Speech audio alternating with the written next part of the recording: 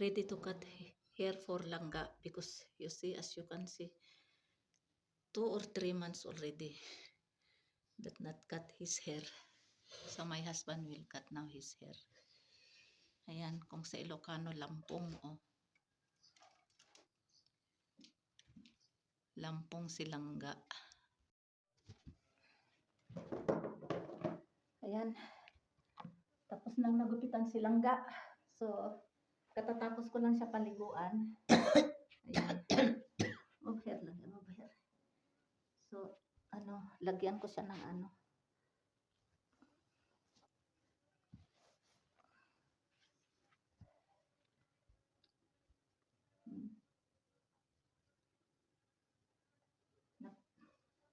Tapos ko na siyang paliguan. Fresh na silangga. Tapos, new haircut. Lagyan ko siya ng powder. Ayan. Meron pang natira sa binigay ni Tapsat from Anonymous Family. Ayan. Lagyan natin ng powder para mabango-bango silangga.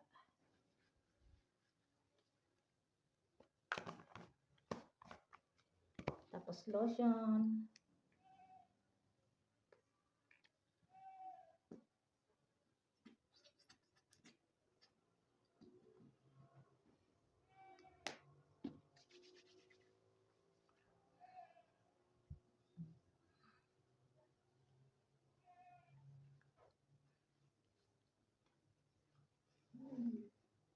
Yung kuko niya, nakukuhan ko na siya kahapon or before yesterday.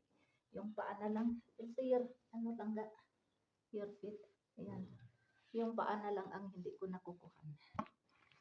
Wait lang, you sit down, I will cut your nail. Sit down.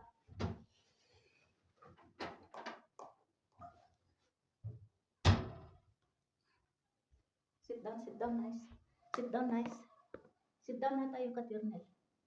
Sit down, nice, no. I will cut your nail, langga. Sit down. Sit down. Sit down.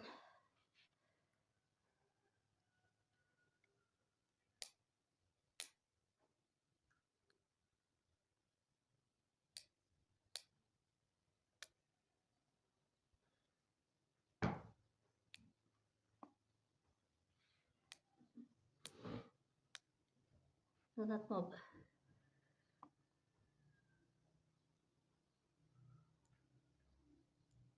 Ang purol naman itong nail cutter.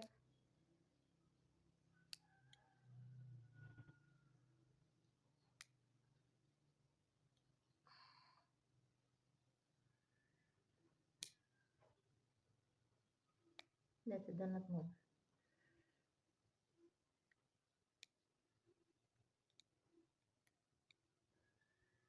Other side. Other side.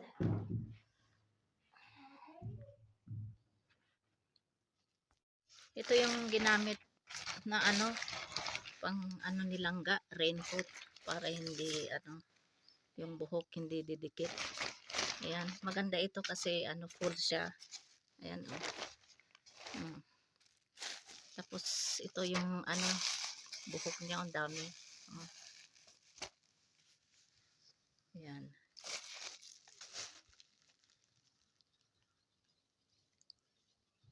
Ayun na silang naglalakad, oh. Oh.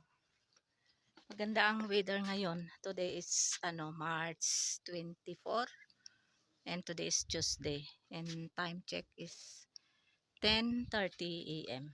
So maagang ginupitan si langga para fresh na siya, bagong ligo tapos bagong gupit. Maganda ang weather pero mahangin. Baka uulan na naman mamayang hapon kasi kahapon umulan tapos umulan din ng hailstorm kaya malamig. Kaya malamig kasi mahangin, oh. Ayan, oh, nakikita niyo.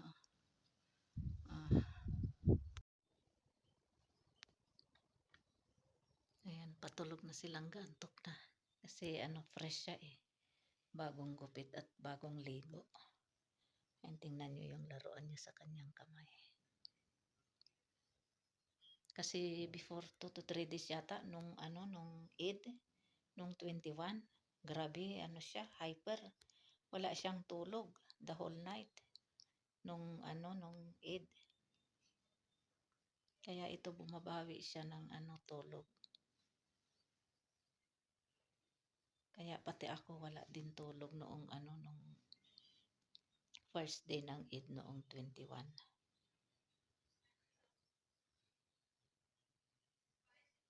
Natutulog na siya. Kasi fresh na siya eh.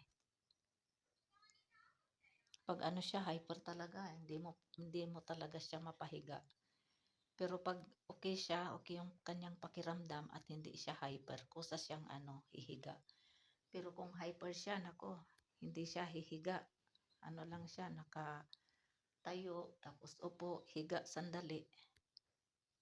Pero yung kusa siyang mahihiga na ganito matulog, hindi.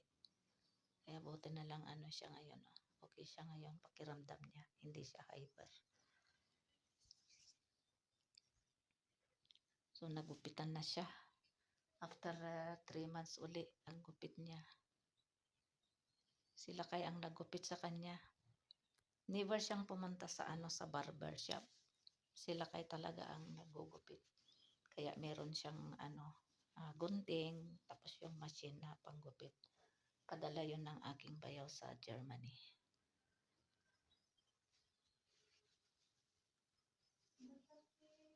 Tapos nung pinaliguan ko siya, sinave ko din yung sa kanyang kilikili, tapos yung sa kanyang baba, tapos brush. Sinipilyuhan ko siya. Ayan. Fresh na siya. Yung laruan niya. Meron talaga siyang laruan sa kanyang kamay. Ayan, ikot-ikot na yan. Hanggang makatulog na yan siya. Matulugan na niya. Ayan.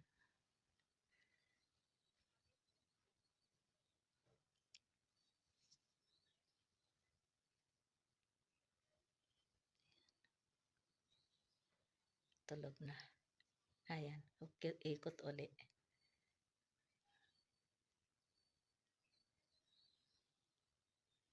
Meron talaga siya sa kanyang kamay.